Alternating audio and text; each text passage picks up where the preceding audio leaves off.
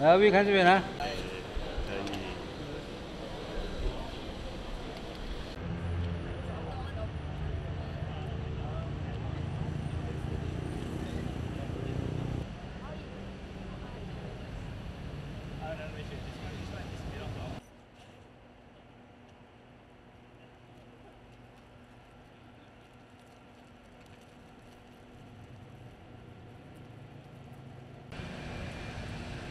Test drive or driving of the car with the media. So you can see here the refueling station. There's two containers. So one container is consists of the storage tank and a dispenser. Another one container is the compressor and the chiller. So the process of this refueling station, the first you need to have hydrogen source. So the hydrogen source is coming around 200 bar. So it will first go to the compressor. It will compress to 900 bar, and then it will transport the 900 bar gases into our storage. So in our storage cylinders, there's a two pressure range. One is 500 bar, one is 900 bar. Okay, from the storage, then it will go to the dispenser. So, but the gases before it go to the dispenser, it will cool it down to around -30 to -40 degrees C, because when the hydrogen gas transfer from the high pressure to low pressure into the FCEV car, the gas temperature will increase. So we need to cool down the gas. That's why we have chiller, okay, to cool down the gas before it goes into the FCEV car. Yeah. So just now you can see the nozzle. There's a nitrogen purge. It's actually because it's at a -30 to 40 degrees C gases. So we need to use the natural gas to purge so that the air won't condense at the nozzle area, so that when it's finished refueling, it will actually you're able to unplug from the cars. What are the strategies to mitigate these environmental side effects? Alright, because previously we've been focusing on the green hydrogen, so now the focus is rather focusing on the low carbon intensity, though it's still emitting carbon, but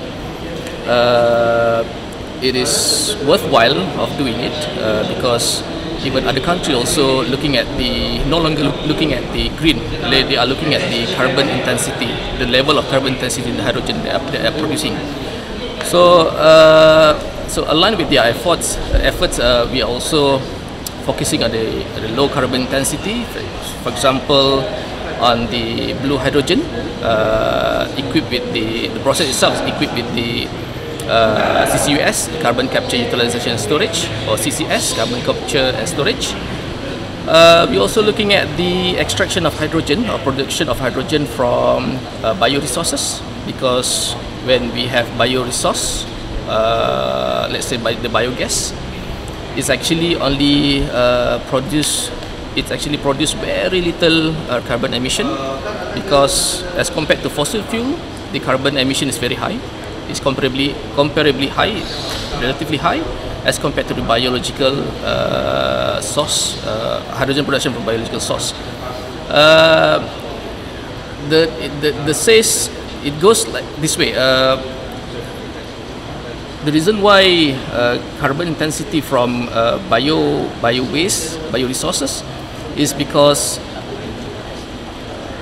the carbon produced from as a byproduct of hydrogen production from bioresource is actually will end up in a circular loop, because the carbon emission produced from the bioresource is actually being consumed back to the biological or living things. So it will be in circular motion of carbon emission, not like the carbon emission from the fossil fuel, because the fossil fuels is actually formed million years ago, and then it will, when it emits to the environment, it will increase the temperature, which leads to the global warming, which is different from carbon emission from bioresource. Is it like, do all the hydrogen production plants right now in Malaysia, they are more focused on green hydrogen, right? To clarify. Yeah, though there are a number of projects on green hydrogens, but At the moment, because the green hydrogen production is very high in terms of costing, in terms of the levelized cost of hydrogen, which is still high, ranging from 10 to 12 US dollar per kilogram. Okay, so they are now moving, diverting their focus on low carbon intensity hydrogen, which is more economic viable, and also the captured carbon from CCS technology can be used to be mixed with hydrogen to produce, as I mentioned earlier, to produce e-methanol, methanol, ammonia. Okay. The e-methanol has a commercial value for shipping fuel as a bunkering, and methanol and ammonia, which is one of the hydrogen derivative, can be used to co-firing in the coal power plant to reduce the carbon emissions from the coal plant. So because the coal plant combusting the coal plant alone will produce high intensity of carbon. Okay, when we mix with ammonia, at least we can reduce up to 20% of carbon emissions. Okay, there is a large industrial scale initiative back in Japan.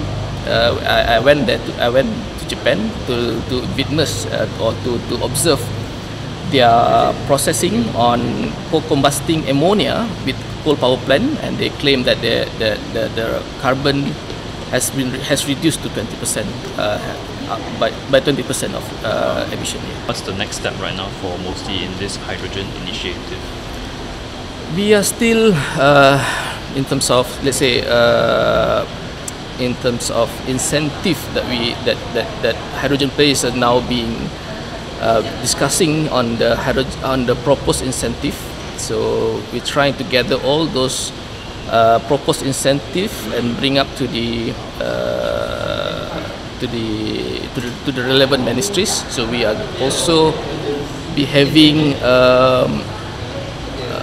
the interrelation between hydrogen players from industries, from government and agency, and to discuss further and to refine further the proposed incentive targeted to hydrogen to reduce the price of hydrogen.